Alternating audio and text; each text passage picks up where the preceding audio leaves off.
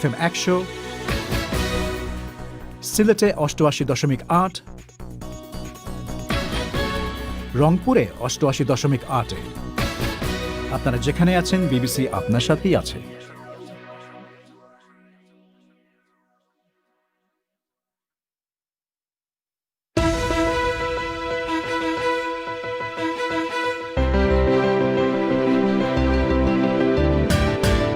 আন্তর্জাতিক উদ্বেগ আপত্তি সত্ত্বেও এ সপ্তাহেই আরও কয়েকশো রোহিঙ্গা শরণার্থীকে ভাসানচরে নিয়ে যাওয়া হচ্ছে। বাংলাদেশের শীর্ষ একজন ভাইরোলজিস্ট বলছেন, শিশুদের সুরক্ষায় ব্রিটেনে শনাক্ত নতুন ধরনের করোনা ভাইরাসটি আটকানো অত্যন্ত জরুরি। ব্রিটেনের সাথে ফ্লাইট স্থগিত করার পরামর্শ তার। আমাদের উচিত হবে এই ভাইরাসটা যেন আমাদের দেশে না পৌঁছায়। সেজন্য আমরা সরকারকে পরামর্শ দিয়েছিলাম যেন এই ফ্লাইটগুলো বন্ধ রাখে। সেই জিনিসটা আমাদের সরকার কিন্তু করেনি। করোনা প্যান্ডেমিকের শুরুতে যে বেহাল অবস্থা বাংলাদেশের স্বাস্থ্য খাতে দেখা দিয়েছিল, বছর শেষে তা কতটা বদলেছে? খেলার খবর শুনবেন, আর এসব নিয়ে শুরু হচ্ছে বিবিসি বাংলার আজকের প্রবাহ।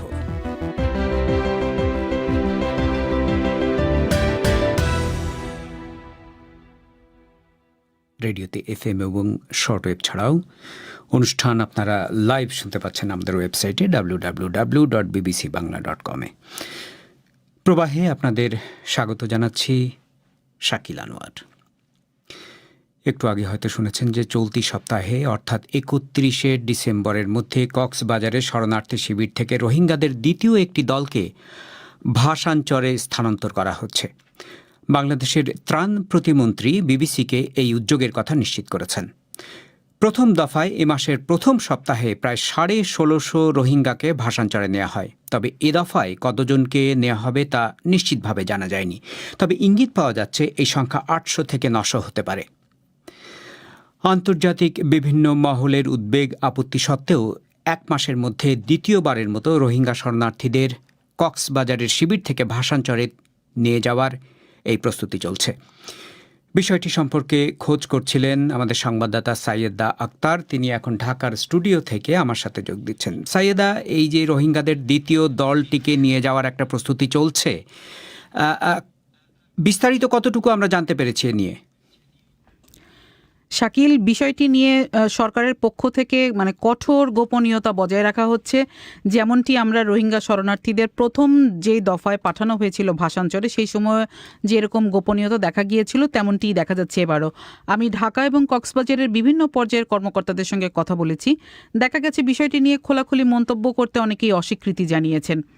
তবে দুর্যোগ ব্যবস্থাপনা ও ত্রাণ প্রতিমন্ত্রী মোহাম্মদ এনামুর রহমান তিনি আমাকে নিশ্চিত করেছেন যে এই সপ্তাহের মধ্যে অর্থাৎ 31শে ডিসেম্বরের মধ্যে কক্সবাজারের শরণার্থী শিবির থেকে দ্বিতীয় একটি দলকে ভাসানচরে পাঠানোর প্রক্রিয়া চলছে।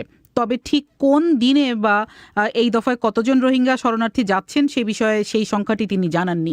তবে বার্তা সংস্থা রয়টার্সের এক রিপোর্টে বলা হয়েছে যে এই সংখ্যাটি 1000-এর মতো হবে। তবে দুর্যোগ প্রতিমন্ত্রী তিনি যেটি বলছিলেন আমাকে, যে রোহিঙ্গাদের এই যে দ্বিতীয় দলকে ভাসানচরে পাঠানোর প্রক্রিয়া, সেটি সরাসরি প্রধানমন্ত্রীর কার্যালয় নেতৃত্ব দিচ্ছে। এছাড়া শরণার্থী ত্রাণ ও প্রত্যাবাসন কমিশনার কার্যালয় বা RRRCর একাধিক কর্মকর্তাও আমাকে বিষয়টি নিশ্চিত করেছেন। তবে একটা জিনিস, সেটি হচ্ছে যে দিন বা সংখ্যা সম্পর্কে নির্দিষ্ট করে না বললেও কর্মকর্তারা যেটি জানিয়েছেন যে প্রথমবারের মতো এবারেও রোহিঙ্গা শরণার্থীদের প্রথমে চট্টগ্রামে নেওয়া হবে, তারপর সেখান থেকে নৌবাহিনীর জাহাজে করে ভাসানচরে পাঠানো হবে।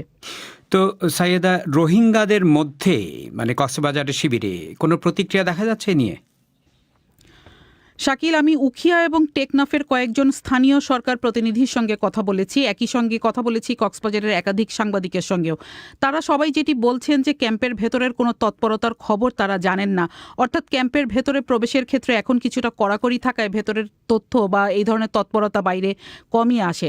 তবে কুতুবালং ক্যাম্পের একজন মাঝির সঙ্গে আমি কথা বলে যেটি জেনেছি সেটি হচ্ছে যে এই দফায় কাদেরকে বাছাই করা হয়েছে বা কারা কিভাবে যাচ্ছেন সেই সম্পর্কে তারা একরকম অন্ধকারে আছেন, তাদেরকে কিছু জানানো হয়নি।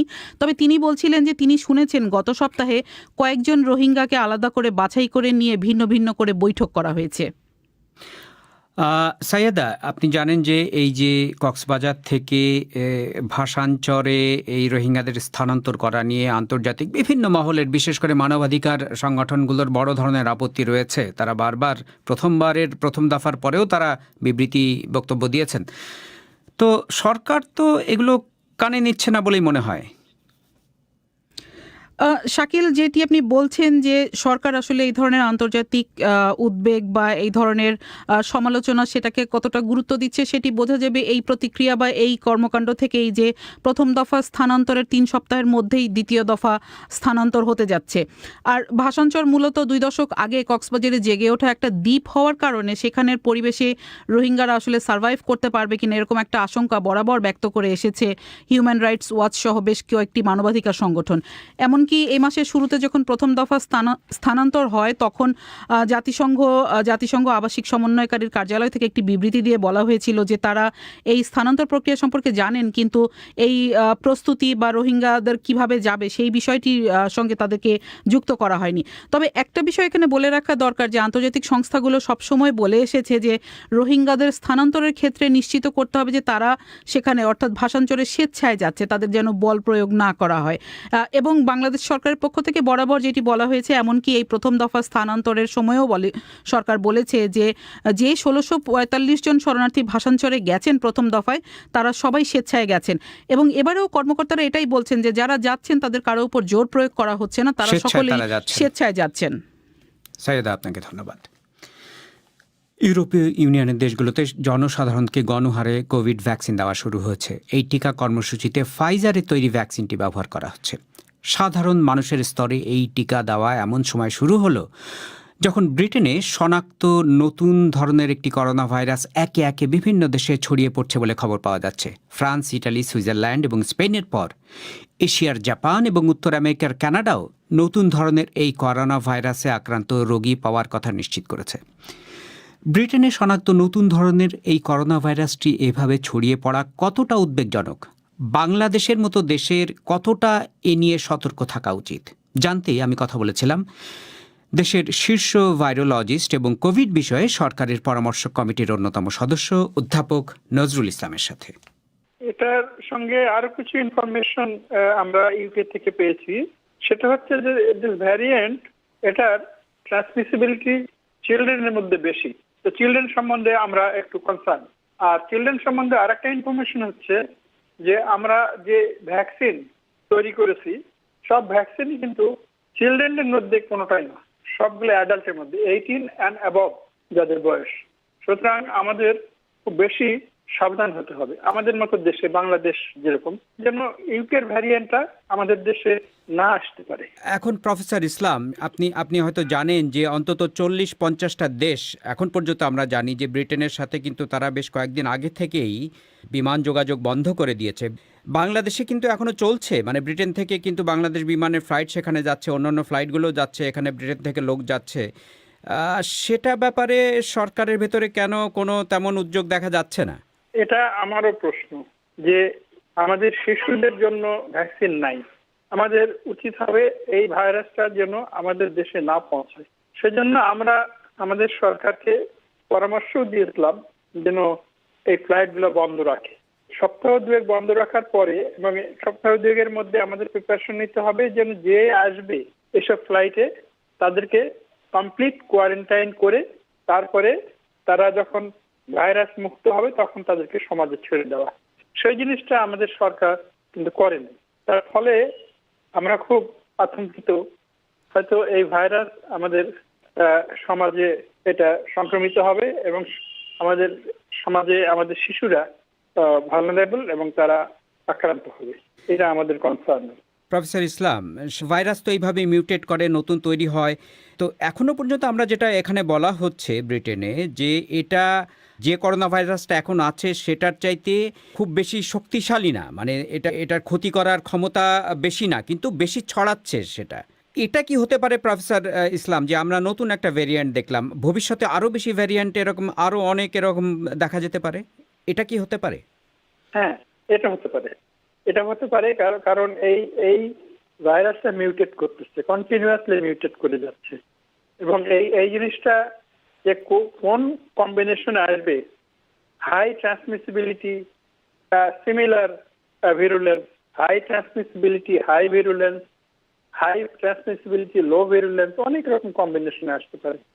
এখন আমাদের ওয়েট করতে হবে, দেখতে হবে। যে কি হয়, এবং সবসময় আমাদের সিকোয়েন্সিং করে এটা মনিটর করতে হবে যে কোথায় কোন ভাইরাসটা কোথায় মিউটেট করছে। তাহলে প্রফেসর ইসলাম, যে মানে এই যে ভ্যাকসিন তৈরি হচ্ছে, যারা তৈরি করছেন বা গবেষণা করছেন তাদের জন্য তো এটা একটা উদ্বেগের ব্যাপার, যদি মিউটেট করতে থাকে, নতুন নতুন ভ্যারিয়েন্ট পাওয়া যেতে থাকে।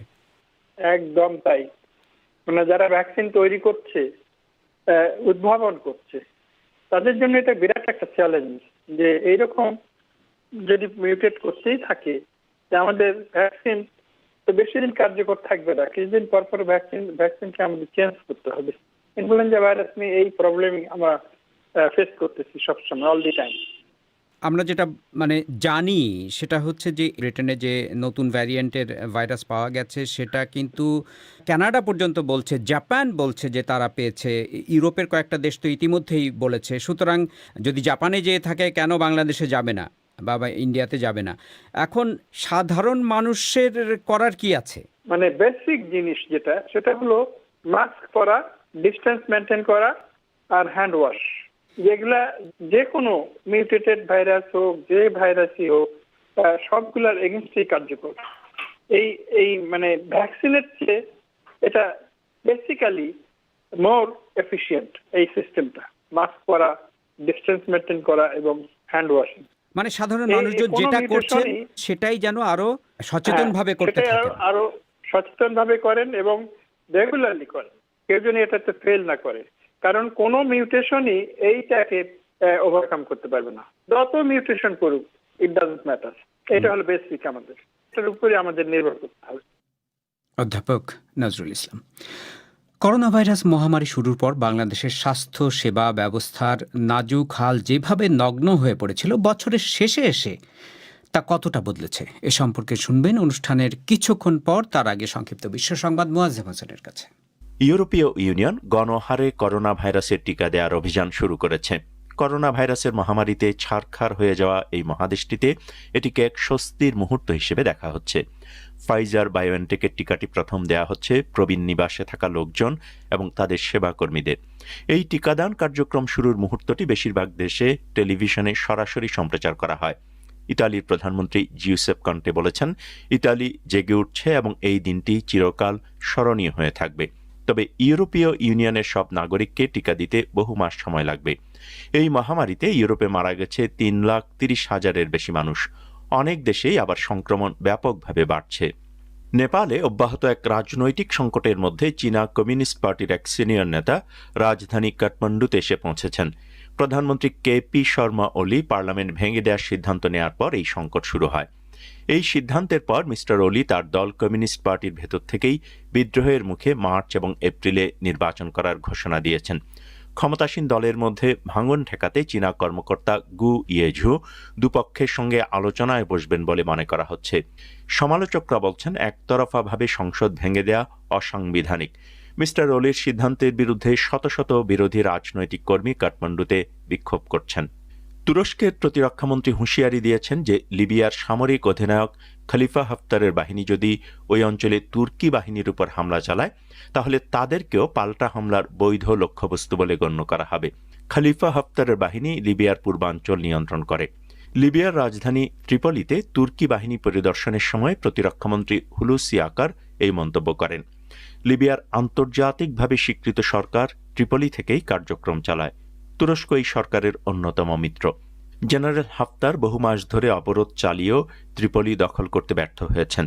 তাঁর নেতৃত্বাধীন এলএনএ বাহিনী গত অক্টোবর মাসে সরকারের সঙ্গে একটি শান্তি চুক্তি সই করে। পশ্চিম আফ্রিকার দেশ নিজেরে আজ নতুন প্রেসিডেন্ট নির্বাচনের ভোট হচ্ছে। দেশের সংবিধান অনুযায়ী পরপর 2 মেয়াদে ক্ষমতায় থাকার পর প্রেসিডেন্ট মোহাম্মদ ইউসুফু সরে দাঁড়ানোর সিদ্ধান্ত নেয় এই নির্বাচন ডাকা হয়। গণতান্ত্রিকভাবে নির্বাচিত কোনো সরকারের হাতে ক্ষমতা হস্তান্তর হলে তা সেদেশে ইতিহাস তৈরি করবে, কারণ এর আগে নিজেরে কখনোই শান্তিপূর্ণভাবে ক্ষমতা হস্তান্তর হয়নি। মোট 30 জন প্রার্থী নির্বাচনে লড়ছেন, কিন্তু সাবেক স্বরাষ্ট্র এবং অর্থমন্ত্রী মোহামেদ বাজুমকে সম্ভাব্য বিজয়ী হিসেবে মনে করা হচ্ছে। সামুদ্রিক ঝড় ইয়াসাই ক্ষতিগ্রস্ত ফিজিকে সাহায্য করতে অস্ট্রেলিয়া তাদের সবচেয়ে বড় যুদ্ধজাহাজ এবং 600 সৈন্য পাঠাচ্ছে। গত সপ্তাহের ঝড়ে ফিজির উত্তর এবং পূর্বাঞ্চলের কিছু দ্বীপ বিধ্বস্ত হওয়ায় হাজার হাজার মানুষ এখন আশ্রয়কেন্দ্রে দিন কাটাচ্ছে। প্রশান্ত মহাসাগরে সৃষ্ট এত শক্তিশালী কোনো ঝড়ের রেকর্ড সাম্প্রতিক ইতিহাসে নেই। মজ্জাম হোসেন। এবারে খেলার খবর।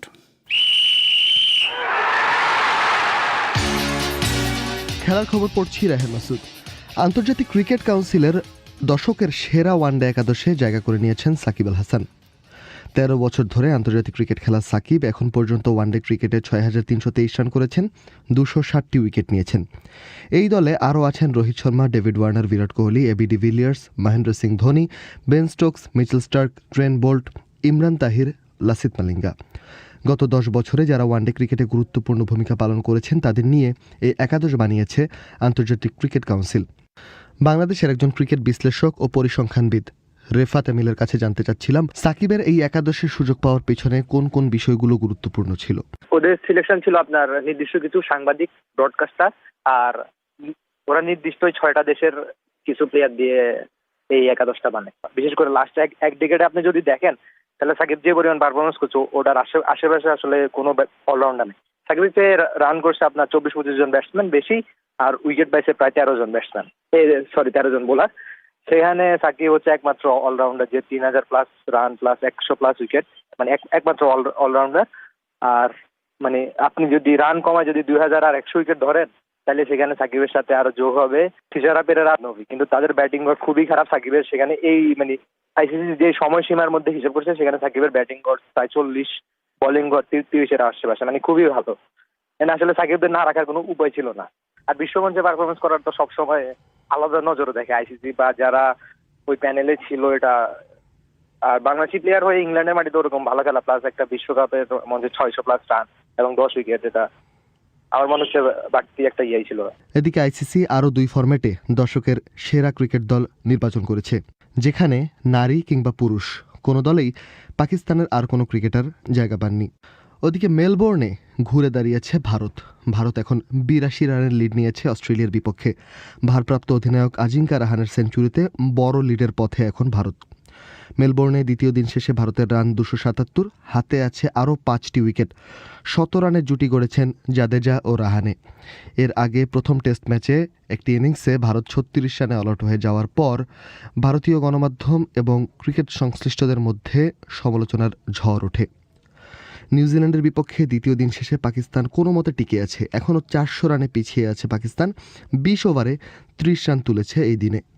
নিউজিল্যান্ড করেছে ৪৩১ রান। নিউজিল্যান্ডের অধিনায়ক কেইন উইলিয়ামসন তুলেছেন ১২৯ রান।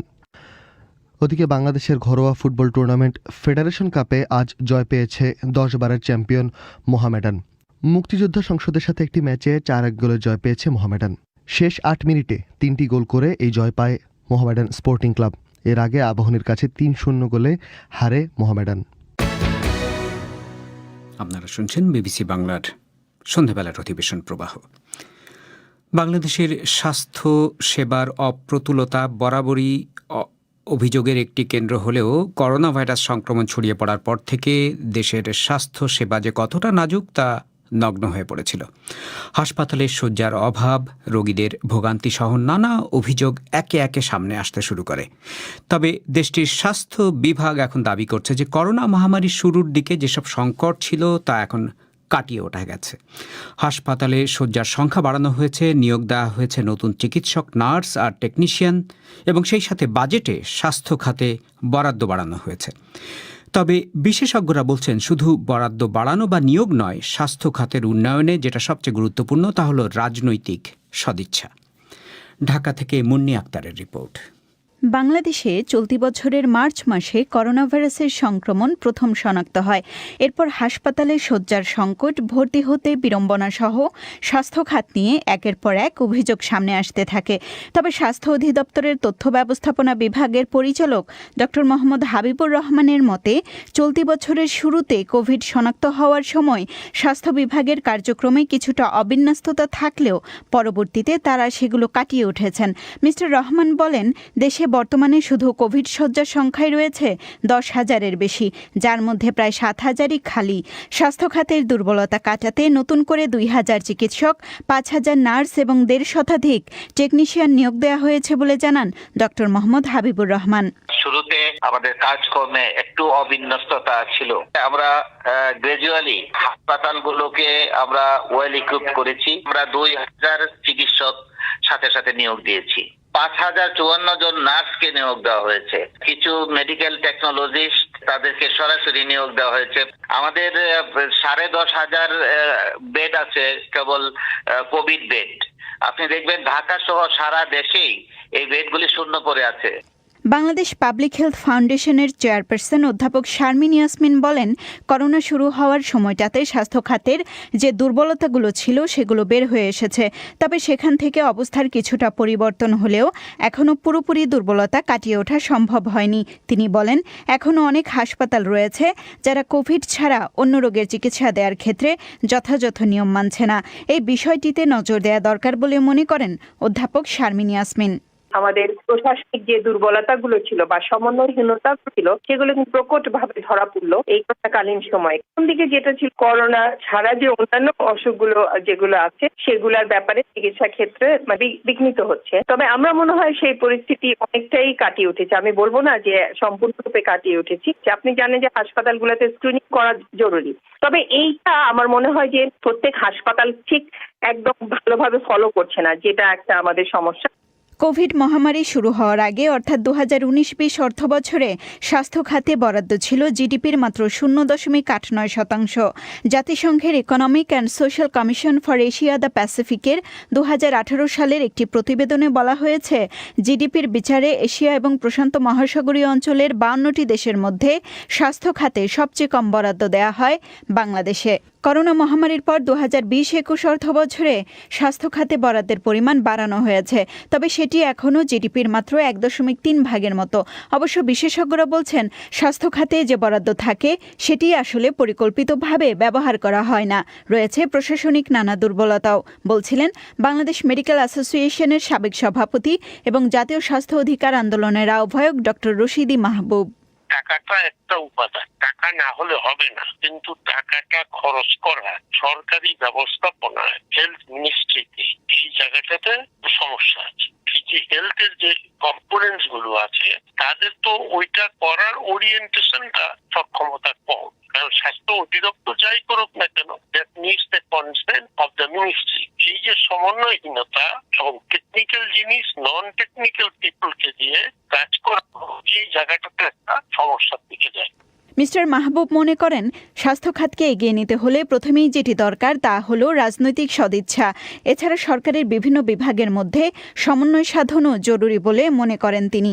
প্রথম হচ্ছে রাজনৈতিক সদিচ্ছা, কার কতটুকু দিতে চায়, কাকে দিতে চায়, কে পাবে, কিভাবে সেটা সাজাবে।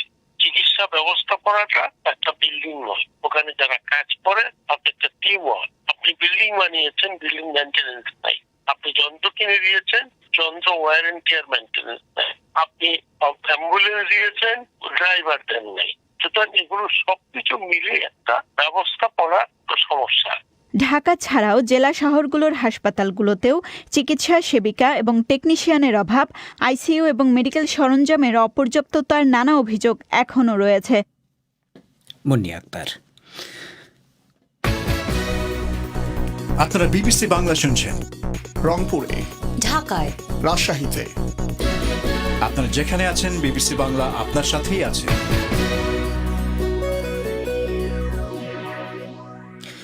বাংলাদেশে আজ ফেসবুক কোন কোন ইস্যু নিয়ে সরগরম? ফয়সাল তিতুমির। ধন্যবাদ শাকিল। সামাজিক যোগাযোগ মাধ্যমে আজ বেশ কিছু বিষয় আছে আলোচনায় যথারীতি, আর সেগুলো জানিয়ে দিতে হাজির হয়েছি আমি ফয়সাল তিতুমির, আর সঙ্গে আছি আমি আফরোজা নীলা।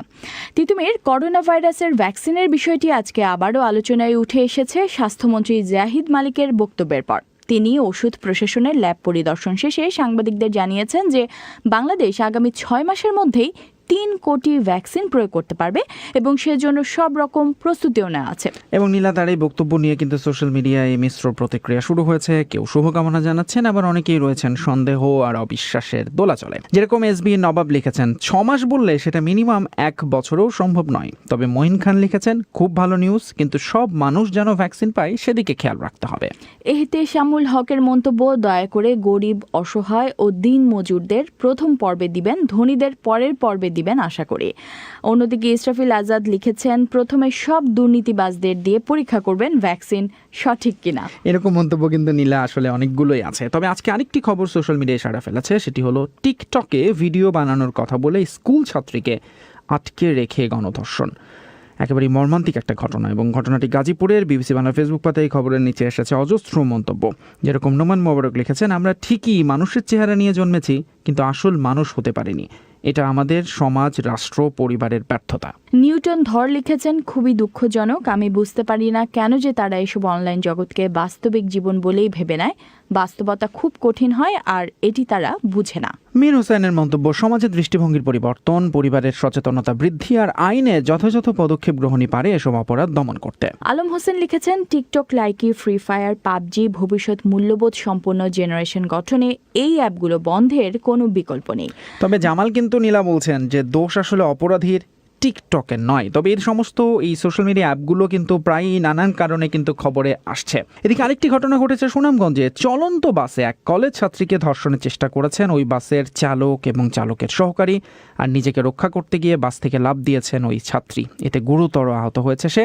খবর পেয়ে পুলিশ বাসটি জব্দ করেছে, তবে চালক ও তার সহকারী পলাতক রয়েছেন। খুবই দুঃখজনক একটি ঘটনা, এবং এই খবরটিও কিন্তু সোশ্যাল মিডিয়ায় অনেক ক্ষোভের জন্ম দিয়েছে। যেমন মেহমেদ উমার লিখেছেন, আমার নিজের বোনও জব করে রাতে বাড়ি ফেরে। এই অমানুষগুলোর জন্য নারীদের আলাদা বাস সার্ভিস আরও জোরদার, আরও বর্ধিত করা উচিত।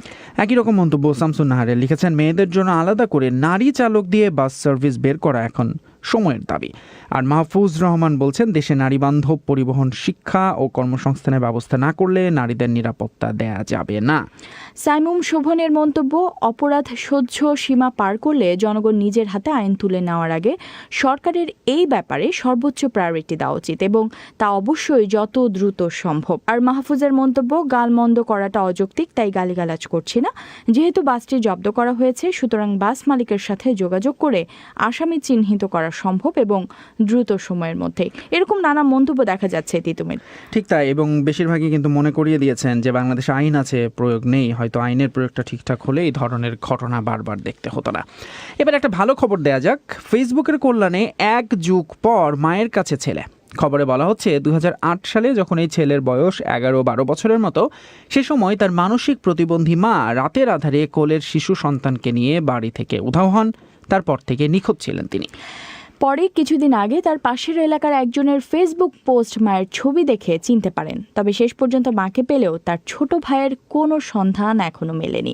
খুবই দারুণ একটা খবর কিন্তু নীলা, এবং অনেকেই দেখছে এই খবরে কিন্তু বেশ আবেগঘন মন্তব্য করছেন। যেরকম তাসলিমা ইসলাম লিজা লিখেছেন, মহামিলন মা ছেলের, মা বড় ধন অমূল্য রতন, এই অটুট বন্ধনকে শুভকামনা রইল। এই খুশিতে আমার ফ্রিজে একটা চকোলেট কেক আছে, আমি ফেসবুককে খাওয়াতে চাই, মজা করেই লিখেছেন তিনি। আর সানজিদা সুমি লিখেছেন, প্রযুক্তি অনেক ভালো কিছুই দিয়েছে আমাদের, যারা খারাপ অর্থে প্রয়োগ করে তারা খারাপ কিছুই পেয়েছে। এর চেয়ে ভালো সংবাদ আর কি হতে পারে মায়ের জন্য। শেষ করব আরেকটা মজার খবর দিয়ে। বিয়ে বার্ষিকীতে স্ত্রীকে চাঁদে জমি কিনে দিলেন স্বামী। ভারতের রাজস্থানের ধর্মেন্দ্র জানিয়েছেন যে বিয়ে বার্ষিকীর দিনটাকে অন্যরকম করতে তিনি মার্কিন যুক্তরাষ্ট্রের নিউ ইয়র্কের লুনা সোসাইটি ইন্টারন্যাশনালের কাছ থেকে 3 একর জমি কিনেছেন এবং স্ত্রীকে উপহার দেওয়ার জন্য। এবং স্ত্রী যে খুশি হয়েছেন সেটা বলাই বাহুল্য।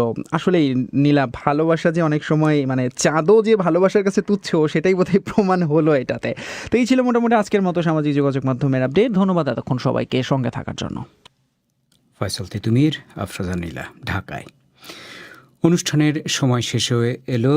খবরের প্রধান অংশগুলো আপনাদের আরেকবার জানিয়ে দিচ্ছি। আন্তর্জাতিক উদ্বেগ আপত্তি সত্ত্বেও এ সপ্তাহেই আরও কয়েকশো রোহিঙ্গা শরণার্থীকে কক্সবাজারের শিবির থেকে ভাসানচরে নিয়ে যাওয়া হচ্ছে। সরকারের সংশ্লিষ্ট প্রতিমন্ত্রী এই উদ্যোগের কথা নিশ্চিত করেছেন।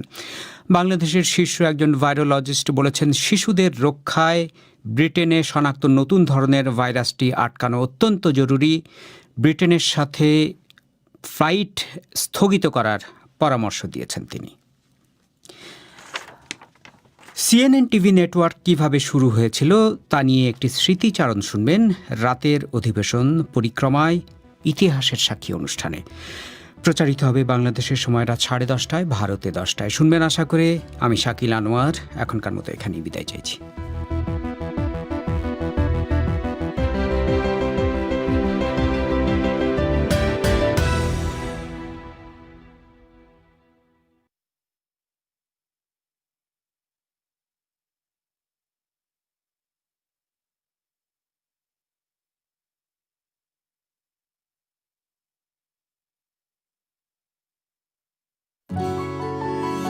ABC